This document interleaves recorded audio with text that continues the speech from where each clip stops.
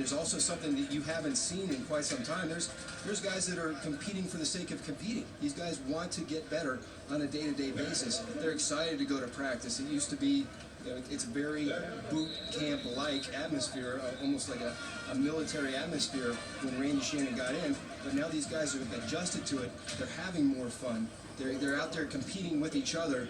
And I think these guys are there. They're right on the cusp of something great.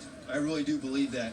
And I'm a believer now after spending a whole day with Randy Shannon and Mark Whipple at practice, starting at 6:30 in the morning with team meetings and going watching film with the coaches and seeing how they conduct the practices and the meetings.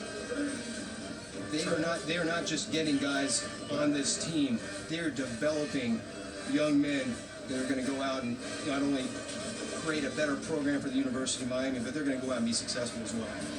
Travis Benjamin has been competitive here in the first half, and despite the penalty there on Corey Nelms, was able to bring the football inside the 5-yard line as another drive being put together by a true freshman quarterback Stephen Morris as Coach Shannon looks on.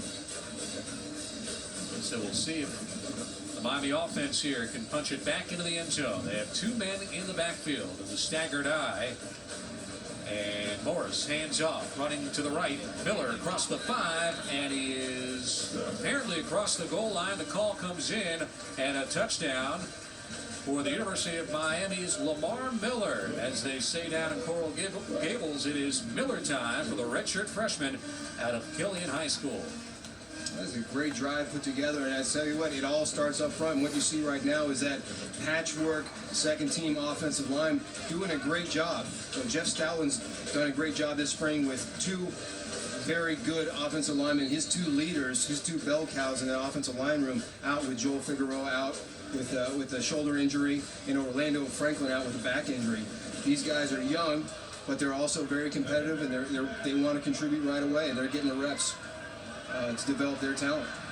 Well, once you know, as Spencer Whipple keeps it towards the end zone, Richard Gordon comes down just shy of the goal line on the botched point after attempt.